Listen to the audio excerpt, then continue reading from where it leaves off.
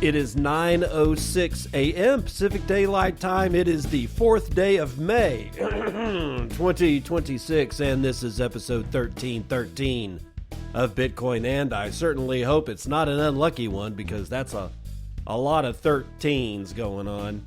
Bitcoin struggling with $80,000 this morning. It's up and down, and a lot of this has to do with the fact that nobody knows what the hell's going on with the Strait of Hormuz. There's reports that Iran struck a U.S. ship. There's conflicting arguments from the United States side saying no, they don't. Nobody knows who the hell's telling the truth, or if they even know what the facts are at this point. It's kind of ridiculous, but we're going to start the day that way. Then we're going to talk about Galoy pushing deeper into U.S. banking.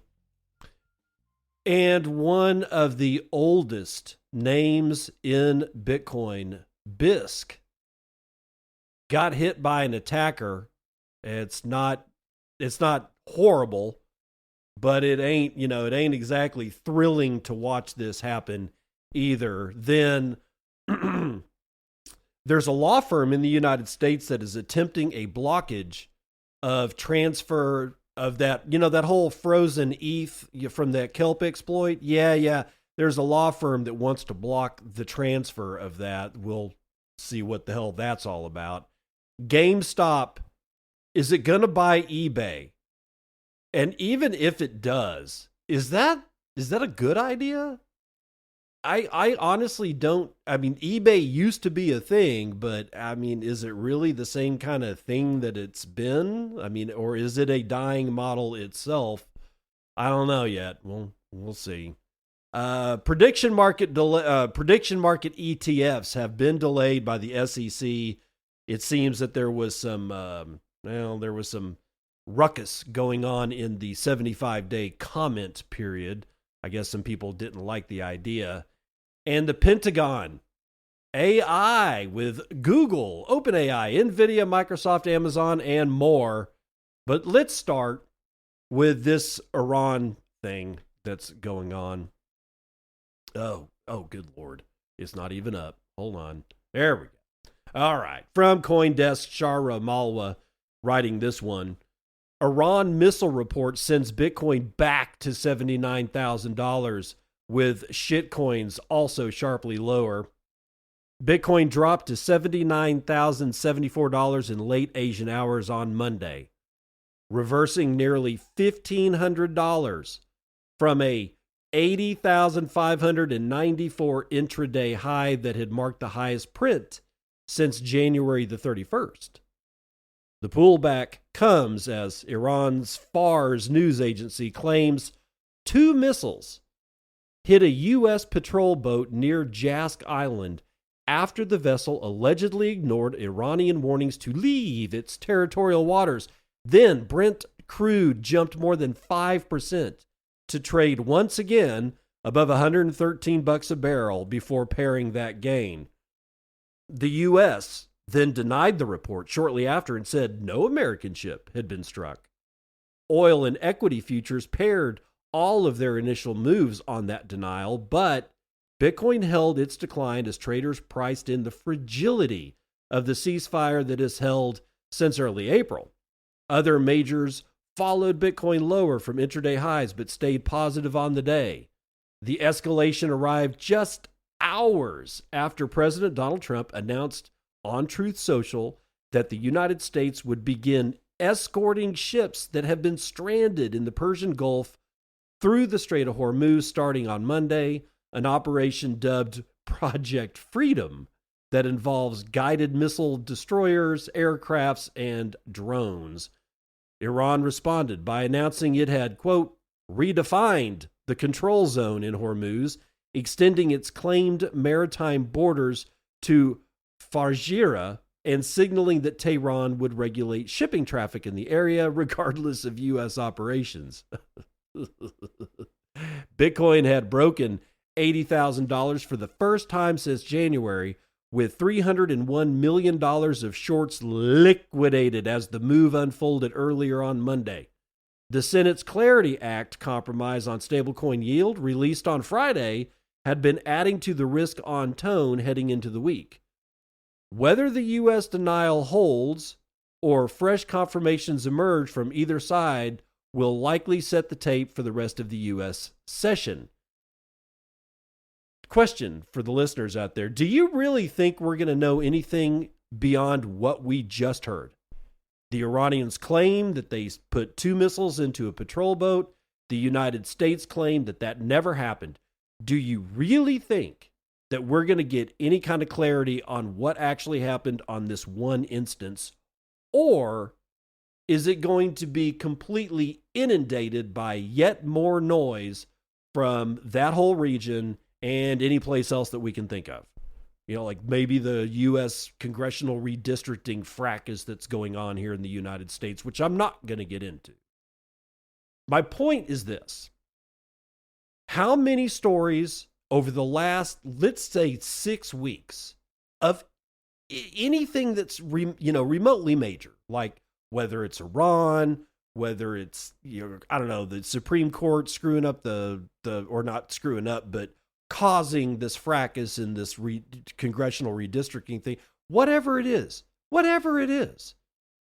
do you think that the news agencies are actually going to go back and clarify, actually do some investigative research into what really occurred and then make an attempt to give clarifying language around those events? And my answer, if I'm asking myself that question, my answer is no. Because news is not news anymore. It's just pure clickbait. As long as you clicked on the news story to read it, hey man, that's their win. They have no further obligation to you as a citizen or a reader or a customer of their rag at all. They're done. Our news is now not even a cycle. It is a one and done situation. I don't know. I personally would like to have some kind of confirmation as to whether or not the Iranians struck this particular boat in the water. It'd be nice to know. It'd be nice to have some kind of evidence either way. And I'm not going to trust anything out of Iran, but I mean, at what point do I trust my own government to actually clarify exactly what happened?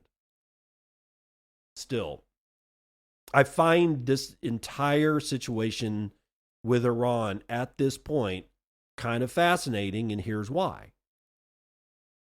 For weeks, we were talking about we were just going to bomb the shit out of them, and we were as far as the television was showing, because I saw lots of explosions. I'm not there on the ground, but apparently quite a few people in Iran were still able to get out quite a bit of video somehow or another, even though the Iranian people are completely in a internet blackout. Still, though, there seems to be confirmation that for weeks we were bombing the living shit out of them. And then the peace deals started. Like 3 or 4 different peace deals. And it was back and forth and back and forth. And during that time, the bombing kind of pretty much kind of slowed way, way, way down. And then all of a sudden, an unconditional or some kind of ceasefire. I was about to say unconditional, but clearly Trump's not going to announce anything unconditionally. But he did say ceasefire, and then all of a sudden, all the bombs seemed to stop dropping. We didn't get any pictures of missiles hitting into Tel Aviv, and we're talking on both sides. Not seeing a whole bunch of stuff come out of Iran. Not seeing a whole bunch of bombs being laid down by the United States and Israel. Israel's really busy with Lebanon right now, I guess, so maybe their attention is diverted. My point is, it's like quiet. And yet, we've got reports of Iran striking a tanker. Maybe this wasn't a tanker, maybe just a regular cargo container ship in the Hormuz a couple of weeks ago. We didn't U.S. didn't retaliate. We've got a couple of other reports of some weirdness going on in the Straits of Hormuz committed by Iran, and yet we still don't seem to be dropping any bombs on them. It seems to still be fairly quiet. And then we've got these pronouncements by Iran that they're going to redefine their maritime waters, and yet Trump doesn't seem to be wanting to drop any more. you see what I'm getting at? Something smells weird.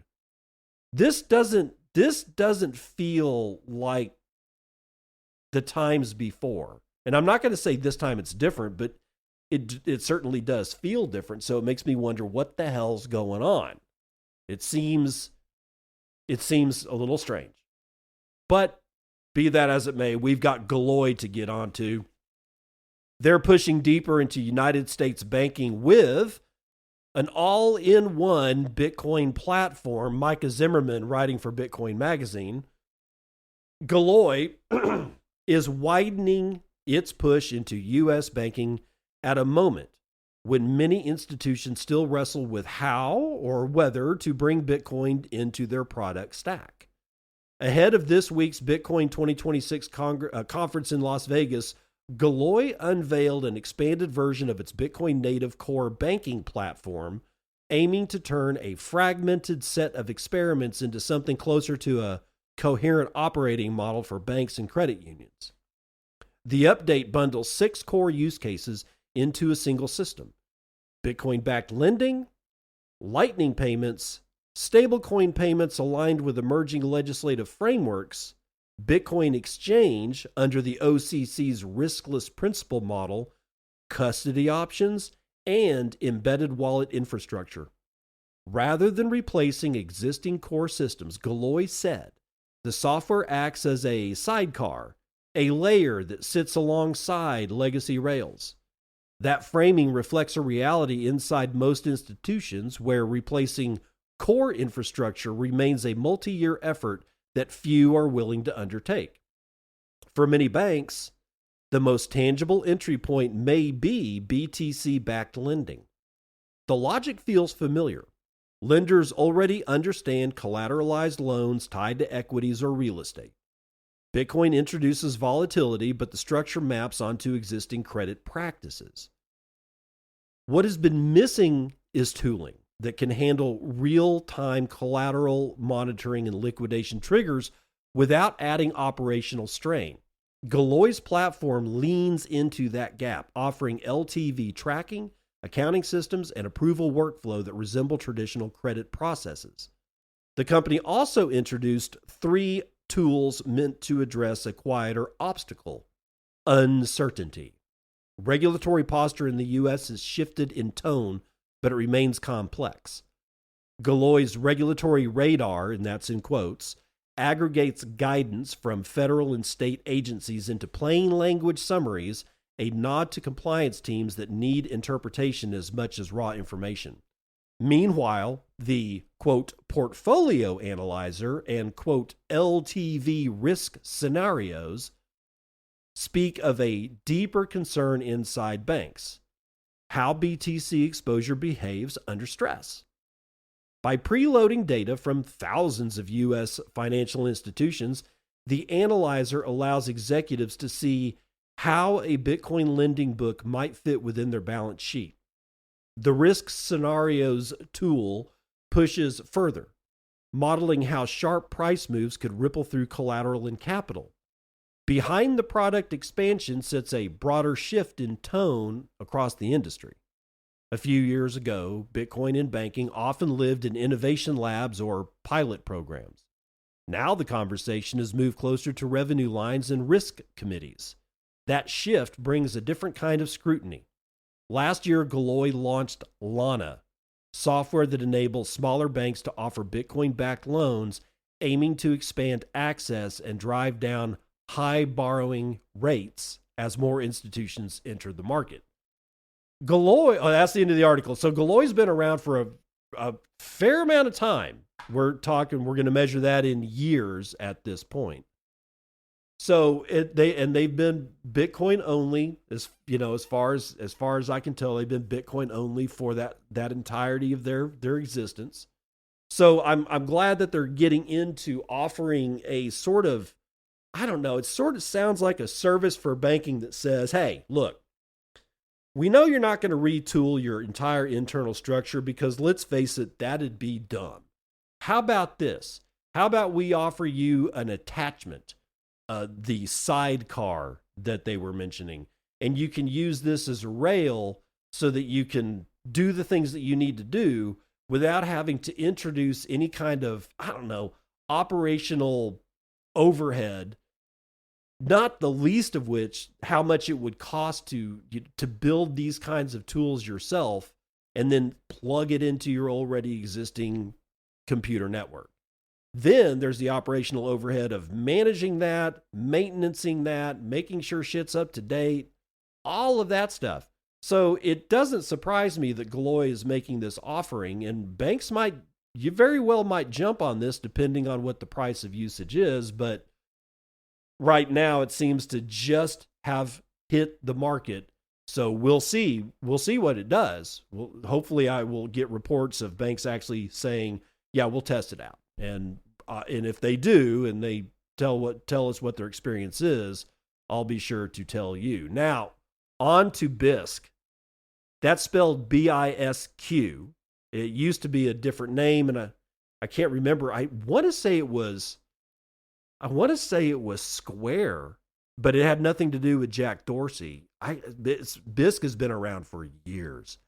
Bisq was around before I even got into Bitcoin, and that was in 2015. So that's how long they've been operating. And for the first time that I can remember, they've got a statement on a critical security vulnerability. This is directly from Bisq.network. This is their statement.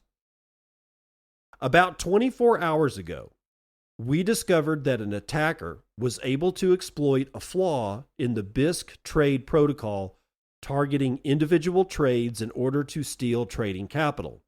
We are aware of approximately 3 Bitcoin and 4,000 XMR stolen from 7 different victims. This is the situation as we know it so far. The only market affected was the XMR BTC market, and all affected trades occurred over the past 12 days. Bisq version 1.2, which was released in late October 2019, updated its trade protocol. It improved decentralization by removing arbitrators with a third key in the multi-sig escrow that was used for Bitcoin trading funds. These arbitrators were replaced with 2 new roles: mediators and arbitrators with no keys in the multi-sig escrow.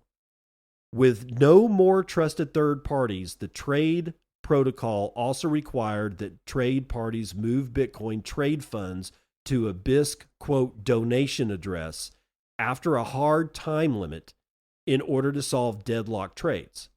This donation address is set by the Bisq DAO and approved by DAO stakeholders. Bisq software did not verify that the payout address for trades was actually the Bisq donation address set by the DAO before signing and sending the time-locked payout transaction to the trade counterparty.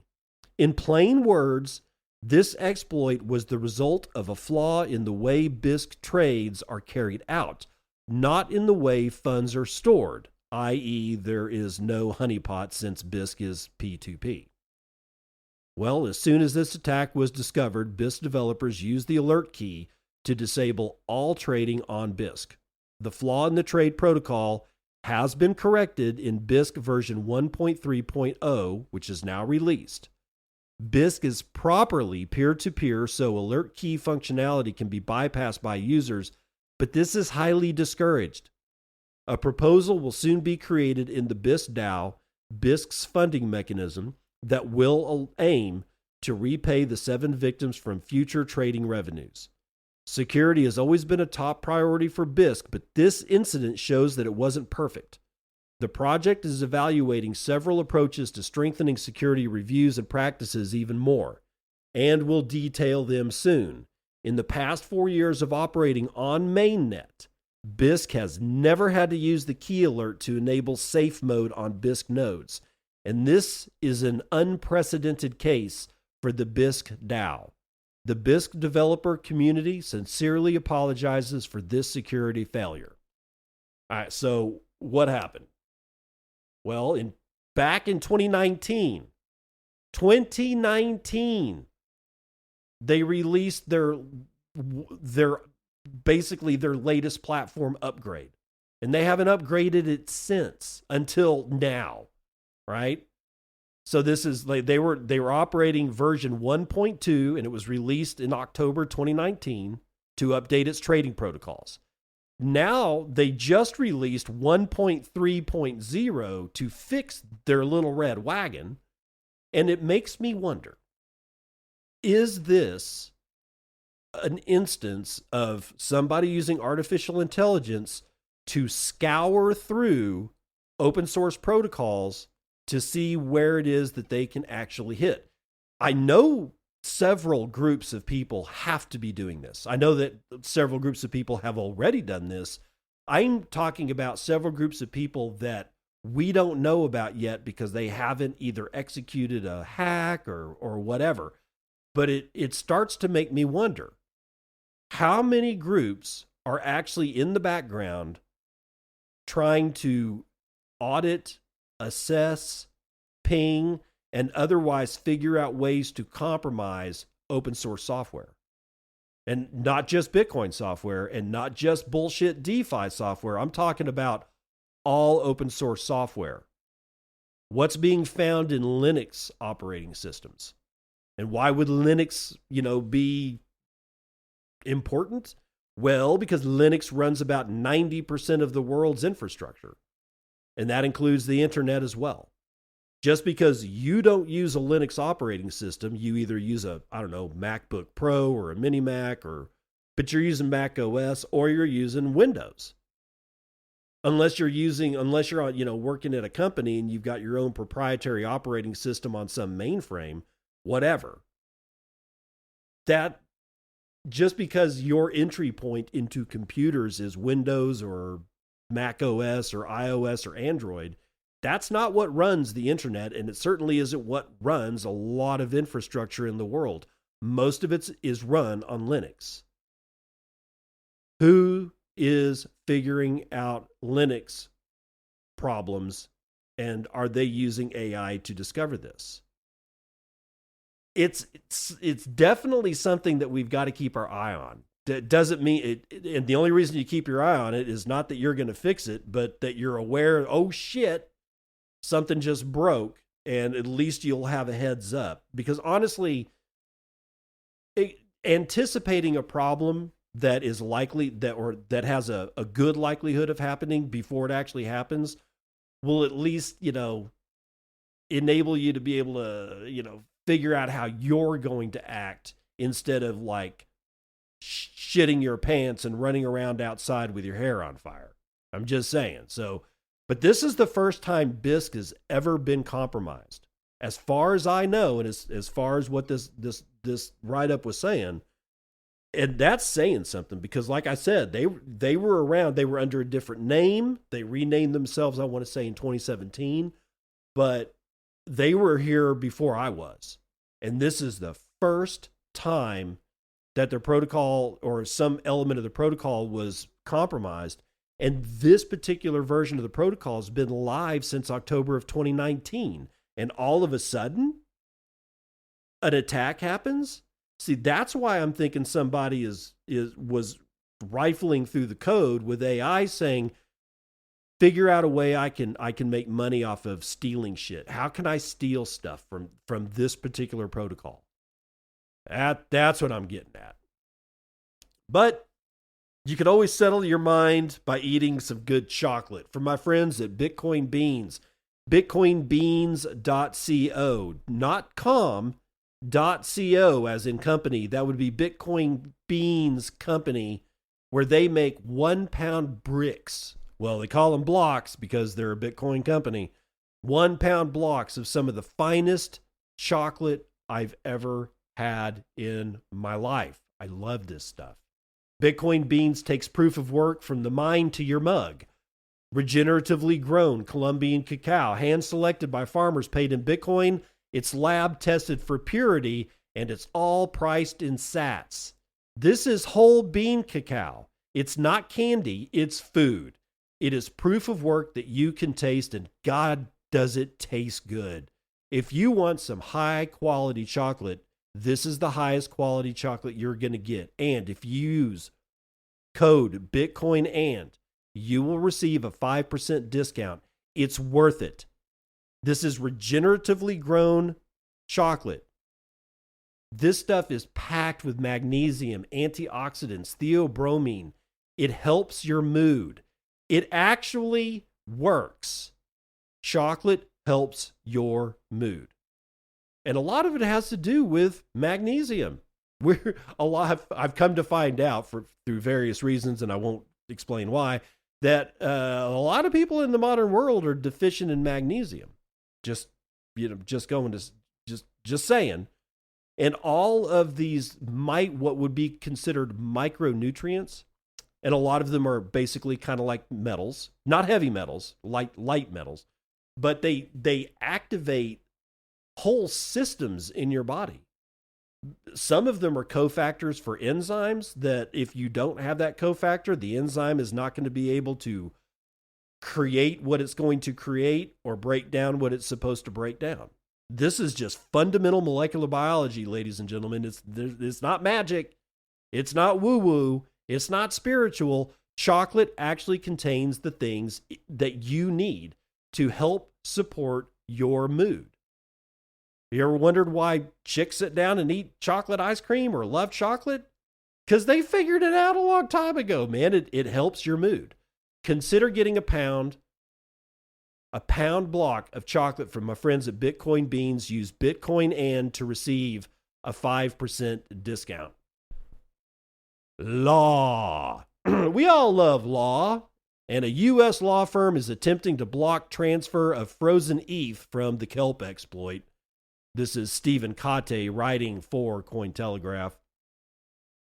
A U.S. law firm has filed a restraining notice to block the transfer of frozen ether from the Kelp exploit, arguing that its clients are owed over $877 million in compensation and damages by North Korea. Charlie Gerstein, a lawyer from U.S. law firm Gerstein Haro LLP, said in a post on the Arbitrum Dow Forum Friday that a New York district court signed off on a restraining notice and 3 writs of execution preventing the Dow from moving the ether under threat of contempt of court. Ooh. The law firm argued that its clients, who were not affected by the Kelp exploit, won default judgments against North Korea in 3 separate U.S. court cases in 2010, 2015, and 2016, and are owed a collective $877 million in compensatory and punitive damages plus interest. It also argued that its clients have a claim to DPRK property. Gerstein said in the restraining notice that the stolen ether is property in which the DPRK has a stake because the hacker group is affiliated with that country. I don't think that's going to hold that much water, dude. The freeze could mean those affected by the Kelp exploit would need to wait longer to see their funds recovered. You're never seeing your money. I hate to be the one to break it to you, pal. You're never going to see your money. Even though you've been told you're going to get it back, you're not going to get it back. You put your hard-earned US dollars into a shitcoin, and then through some astounding mechanism of even further stupidity, you put that on a DeFi yield-bearing protocol. Because why? I don't know. You should have just bought Bitcoin and held the Bitcoin. But no. In an egregious journey of retardation, you have put yourself in a position where you are never going to get your money. Please stop thinking that somebody is going to save you. The only way that you get saved is by yourself, and that's by buying Bitcoin and holding Bitcoin with your own private keys that you generated yourself. You don't keep it on Coinbase. You don't convert it into a shitcoin so that you can get yield. No. That's retarded. Don't be retarded. Just buy the Bitcoin and hold the Bitcoin yourself. Because these guys, they're going to wait a lot longer than just a little longer. They're going to wait forever. They're never getting their money back. But this isn't the first time the firm has attempted to claim stolen cryptocurrency. They're talking about this law firm. We're back to the article. Kelp Dow suffered a $292 million hack April the 18th, believed to have been carried out by Traitor, a subgroup of North Korea's state-backed hacking unit Lazarus Group. Days later, Arbitrum Security Council took emergency action to freeze 30,766 Ether, worth over $73 million, held in a wallet linked to the Kelp exploit.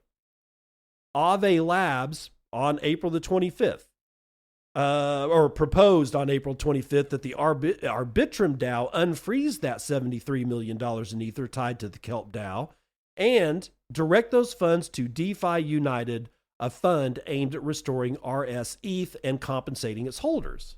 An Arbitrum DAO member under the handle Zeptimus said that if the law firm's actions is successful, the DPRK debt will not be transferred to the Kelp DAO victims. Quote, your clients' losses are real and the DPRK should answer for them. But the remedy the restraining notice asks for, blocking the return of stolen funds to their actual owners, shifts the cost of the DPRK's debt into a different set of victims who were themselves robbed. That compounds the original harm. It doesn't redress it, they said. Gerstein Harrow, LLP, has filed similar cases in the past, arguing its clients have a claim to funds stolen by the DPRK and frozen by crypto firms. In February, the firm filed a claim against funds frozen by Tether that were stolen in the 2023 Hecko Bridge attack, which I never even heard about. It also filed class action lawsuits against multiple DAOs. At the same time, on-chain sleuth Zach XBT accused the law firm of using his research and court documents to stake a claim on funds from the $1.5 billion Bybit hack. North Korea-affiliated actors have been accused of stealing at least $578 million across major incidents throughout the month of April and have been linked to many of the industry's largest hacks, including the Bybit exploit. So what's going on is that this law firm is basically saying, hey, look, because we had a prior claim that was upheld, well, actually basically not upheld, they were ruled for by U.S. courts in 2010, 2015, and 2016 about something completely unrelated, yet tied to the North Korean government, here called DPRK, which is, I don't know what that stands for, and I don't give a shit, because when the sun goes down over the horizon, North Korea is the only country that has not any lights on it at all. It's just it's a hole in the world, and I don't give a shit about what its actual name is other than North Korea. That said, this law firm is basically saying, we're converting your, how to say it? We're converting your standing into second and third tier standing because of our prior claims. So, like, let's say that, I don't know, let's say that you've got a savings account at some bank, right? And that bank has other creditors. And let's put it this way. Let's say that bank has two levels of stock issuance. They issue equities in the form of stock, and one is preferred stock, and the other one is common stock, right?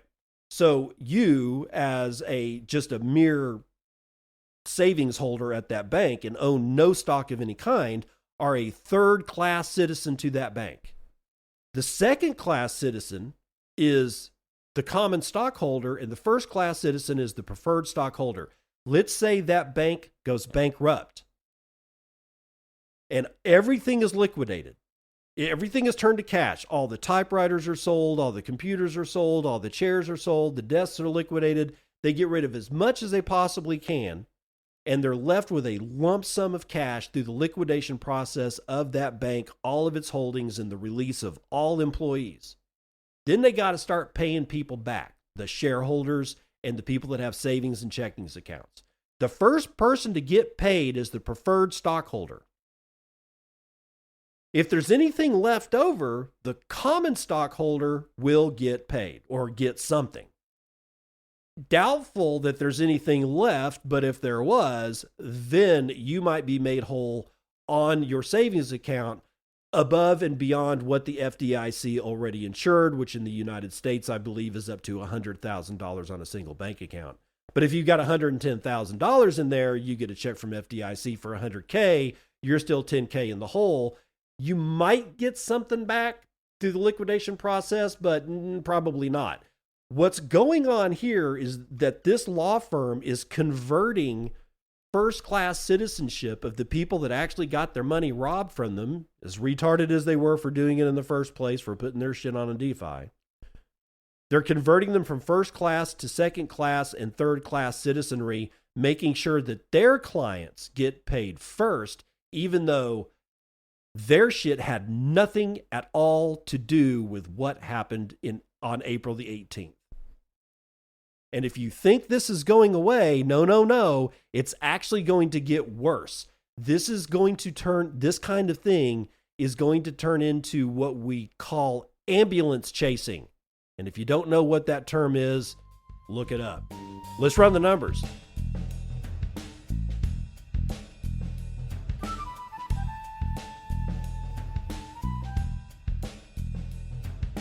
CNBC futures and commodities. Whoa, Nelly.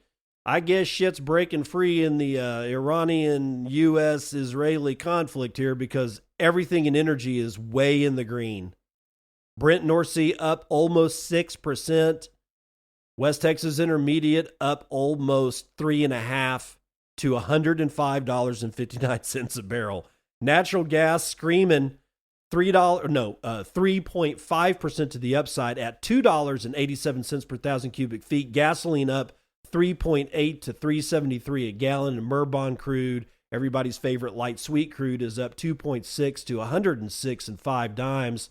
As you might expect, metals are crashing. Well, crashing is a strong word. Palladium is down 4%. Gold is down 2.5 to 45.26 and 1 dime. Platinum is down 2.7%. Silver is down 3 3/4 to $73.60. Copper is down 2 1/4. Ag is mostly green today. Biggest winner is chocolate, and my, 9% to the upside for our lovely food. Not candy. Chocolate is not candy. It's only candy when you take food and you mix it with a bag of sugar. All right, that's when it becomes candy. Anyway, it's up almost 9 points today.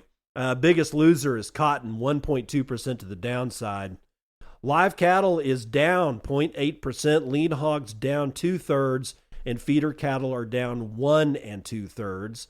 The S&P is down almost 1/2. The NASDAQ is down 1/3.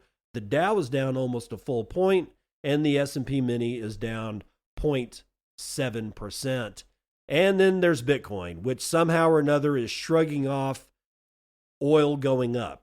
So it's a little detached from oil today. It's at $80,250. That's a $1.61 trillion market cap. We can now purchase 17.8 ounces of our favorite shiny metal rock with our one Bitcoin, of which there are 20,024,448.03 of. Average fees per block are nominal, 0.02 Bitcoin taken in fees on a per block basis. It's about 35 blocks carrying 34,000 unconfirmed transactions waiting to clear at high priority rates of 2 sats per VByte. Low priority gets you in at 0.4. 951 exahashes per second is the hash rate of the Bitcoin network right now, which is pretty much what it was all last week. So I am completely unconcerned. The security of the Bitcoin network is fine. From South Africa, yesterday or Friday's episode of Bitcoin and Jub with 1138 sats says, "May the 4th be with you." Oh, that's right. It's May the 4th. Oh my God. You know, and I missed Pi Day too in January, February, March. In March, I missed Pi Day. Thank you, Jub, for reminding me that it's May the 4th. All right. The Reverend Hoddle with 321 says, check out localbitcoiners.com. That's localbitcoiners.com. It's a Nostr client where you can boost the local Bitcoiners podcast directly, but it's still interoperable with Fountain. Ooh. Oh, really? Oh, man, I'm going to actually have to check that shit out. Let's see what that looks like. Oh, dude, really? Hold on. Let me try this one more time. Good Lord, I swear. Come on, May the 4th. Be good to me. Be good to me. All right, here we go. Oh, okay. Yeah, it's their podcast, and you can boost directly onto their podcast. I might have to look at this code and steal it. No, I'm just kidding, dude. I'd probably get a clanker to write my own. Good idea, though, Rev Hoddle. Thank you for bringing that to my attention. Jason High with 250 says, this is for yesterday's show, which would actually be Friday's show. Thursday's show. There you go. Jason High with 250 says, this is for today's show. Oh, thanks, brother. Got 2 boosts from the same dude. Nick Dose with 204 says, cheers. Cheers right back at you. Noster Gang with 101 says, hope episode 1313 goes smoothly. So far, so good, brother. I appreciate the positive energy there. So let's see if it carries through to the second part of the show. That's the weather report.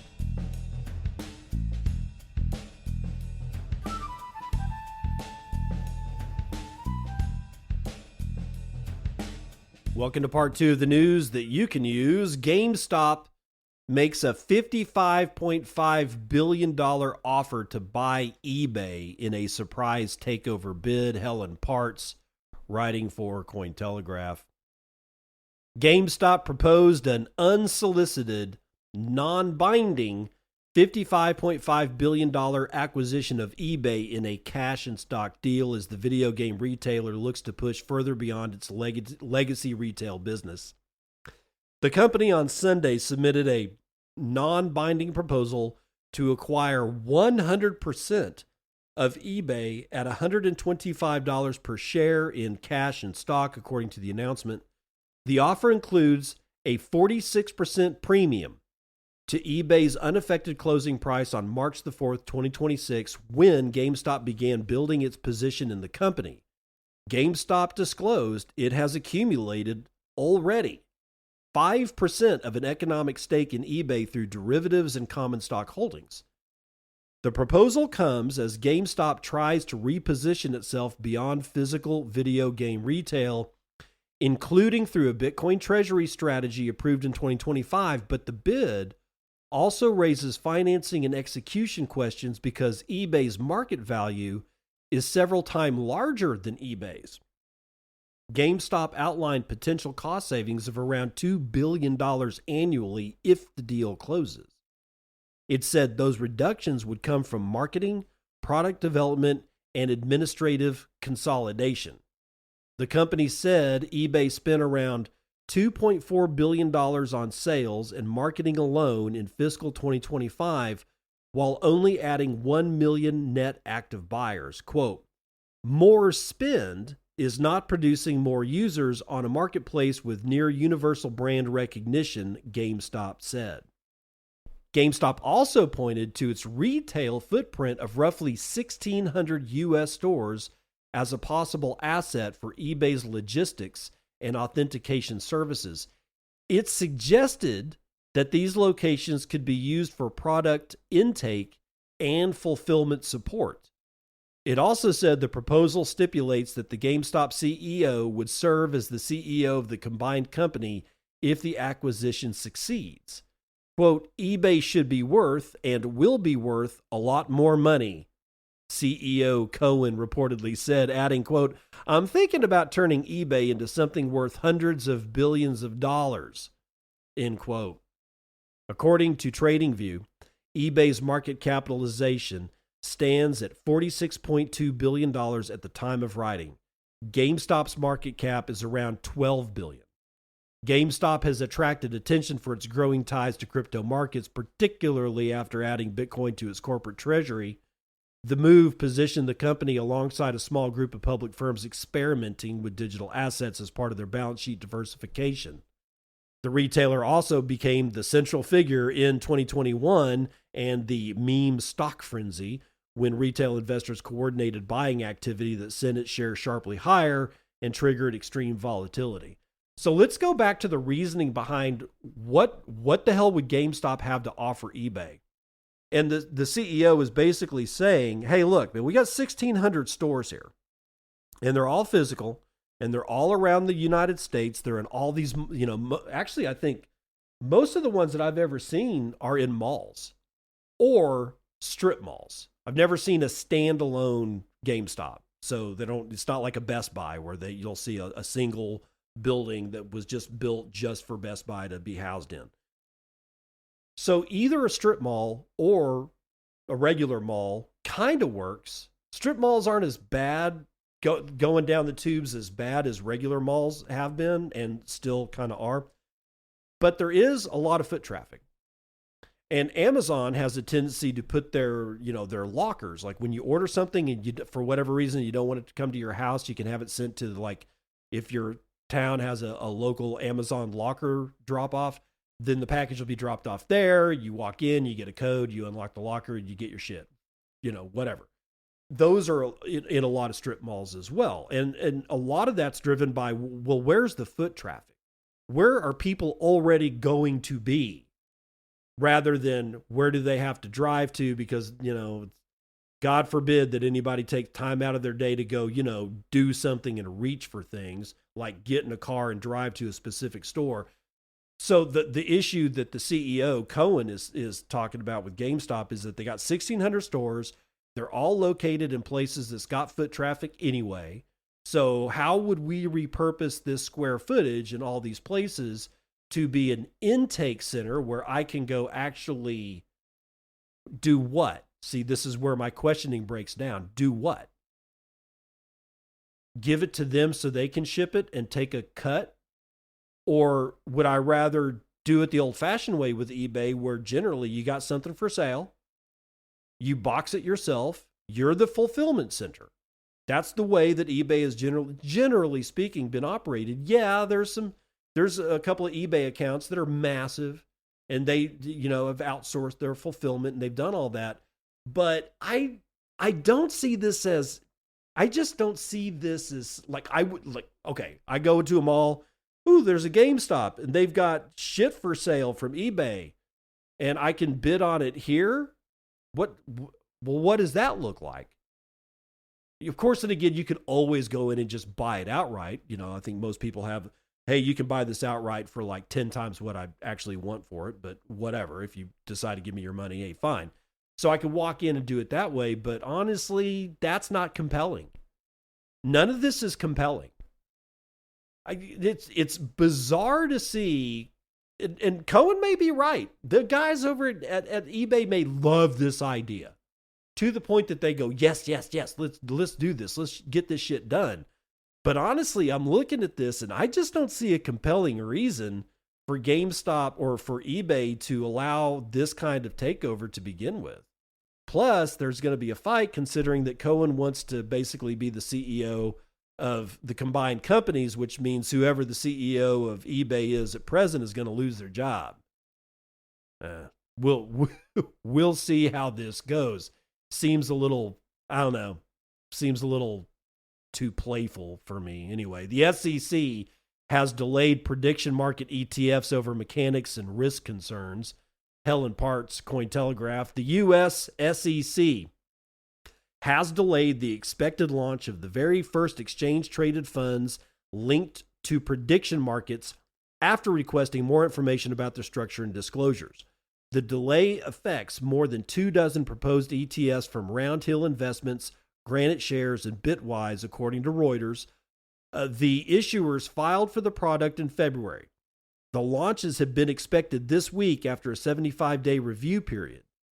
The proposed funds would give investors exposure to event contracts tied to binary outcomes, including elections, economic data, and market prices, without requiring them to trade directly on prediction market venues such as Kalshi.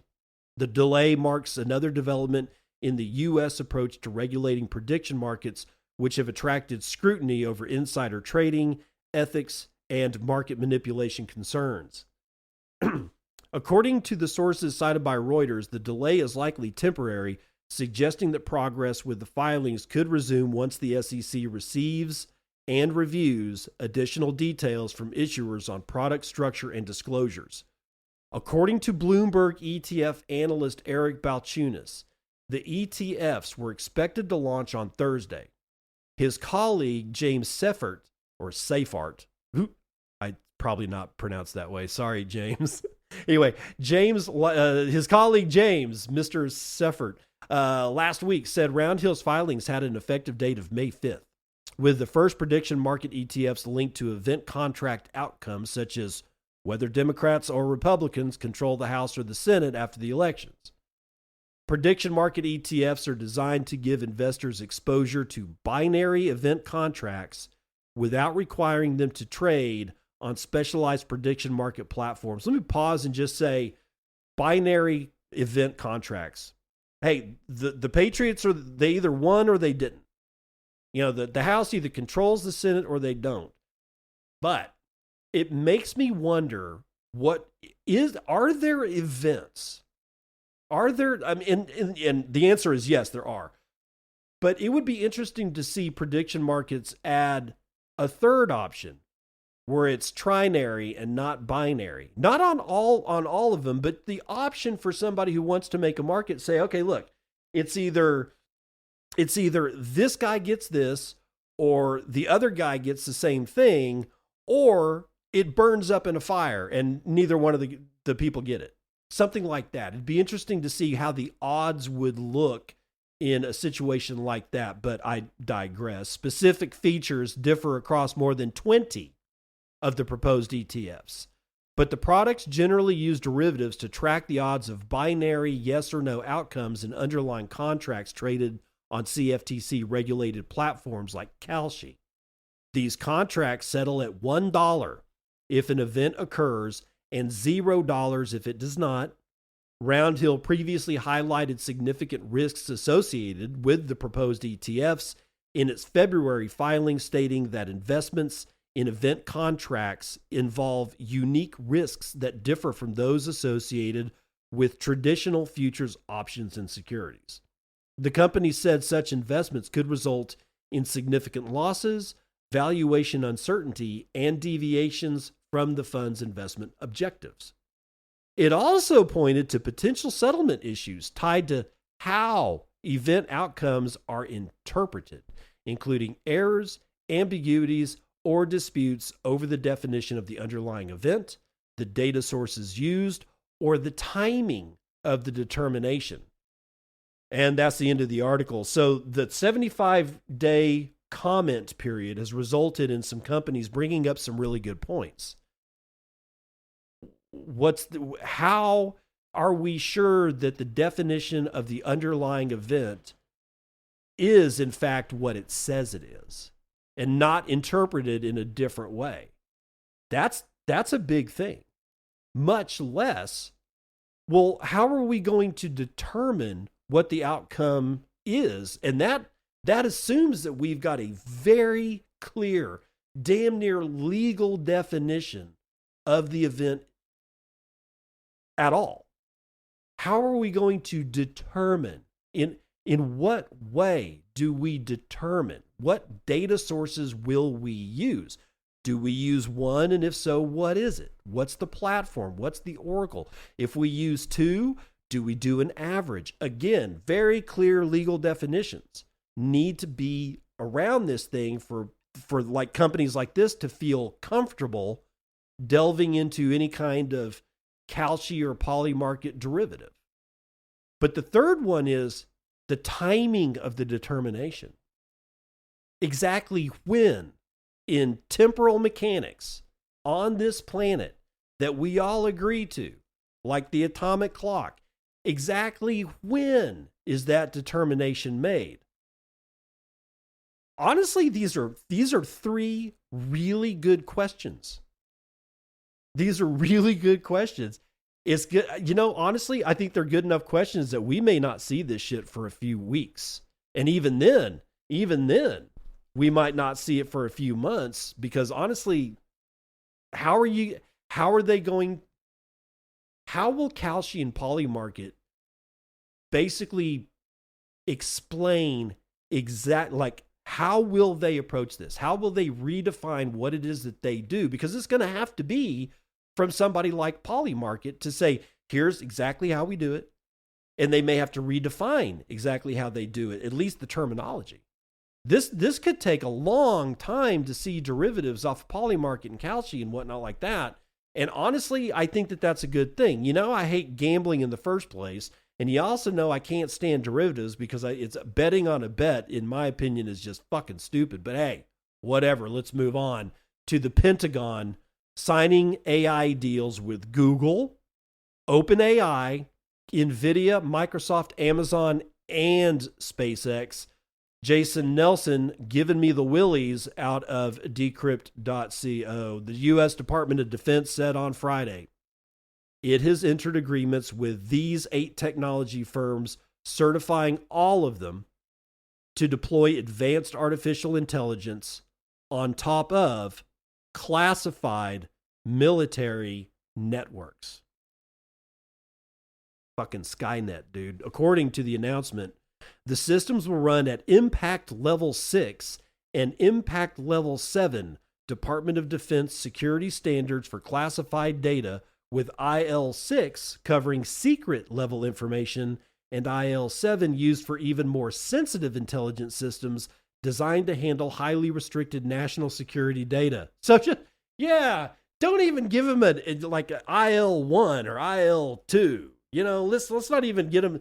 Let's not even let them chill out in the freaking lobby for a few weeks or months. No, let's just give them everything all at once. Oh my God, dude. The AI, however, must operate on tightly controlled infrastructure with strict access controls, network isolation, and clearance requirements. Quote, these agreements accelerate the transformation toward establishing the United States military as an AI first fighting force. God, an AI first fighting force, and will strengthen our warfighters' ability to maintain decision superiority across all domains of warfare, the Pentagon said. The Pentagon said further that the agreements build on existing federal investments in these companies, which already hold contracts across cloud computing, data infrastructure, and artificial intelligence. The announcement did not disclose the value of the contracts. In its 2026 budget request, the Department of Defense said it is seeking a total of $961.6 billion, including $33.7 billion earmarked for science and technology and autonomous systems. The department said that the effort will support its internal platform, General AI.mil, launched in December with Google Gemini, adding that more than 1.3 million personnel have used it to generate tens of millions of prompts and deploy hundreds of thousands of AI agents in 5 months. The Pentagon said the system will support data analysis, situational awareness, and decision-making, and is designed to use multiple AI providers rather than rely on a single vendor. Quote, as we said when we first announced our agreement several months ago, we believe the people defending the United States should have the best tools in the world, an OpenAI spokesperson told Decrypt. I noticed Anthropic is still not on this list, by the way.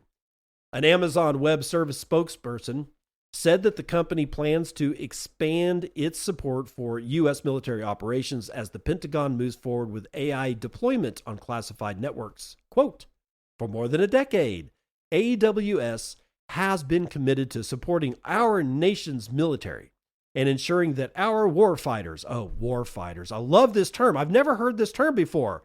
Has anybody out there ever heard warfighters before? Soldiers, warriors, yeah, those I've heard, but warfighters? The fuck is a warfighter? Anyway, our warfighters and defense partners will have access to the best technology at the best value, AWS spokesperson Tim Barrett told Decrypt. Quote, we look forward to continuing to support the Department of Defense's modernization efforts, building AI solutions that help them accomplish their critical missions. Critics warn that the Pentagon's plan raises unresolved questions about oversight, transparency, and the potential risks of deploying AI in high-stakes military settings. Quote, the DoD announcement that it has agreed to deploy AI on classified networks raises more questions than it answers, Greg Nojim, director of the Center for Democracy and Technology Security and Surveillance Project, told Decrypt. Quote, how will DoD use the AI that it deploys? And how will it ensure that such use does not result in errant decisions with lethal impact? Will it use AI to further supercharge surveillance, including surveillance of Americans?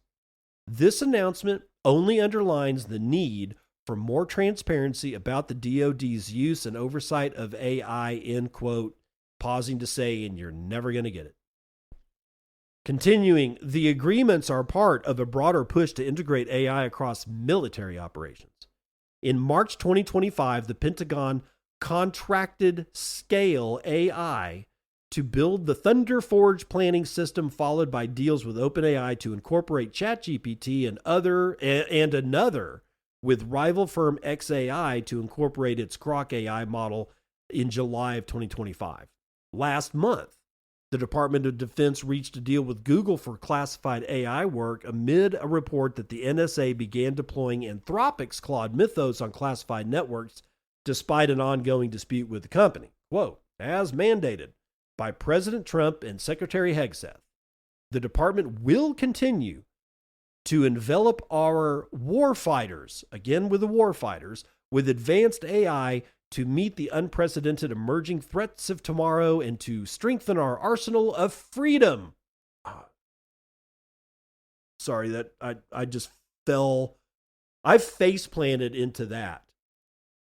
Strengthen our arsenal of freedom.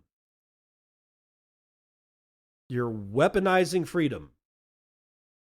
Is that you fuckers need a new spokesperson, somebody who is a little bit better with language use, because arsenal of freedom makes freedom sound a little scary, to be honest. I mean, yeah, okay. One of you, I could hear it already. One of you out there was like, oh, for fuck's sake, dude, don't take it so seriously.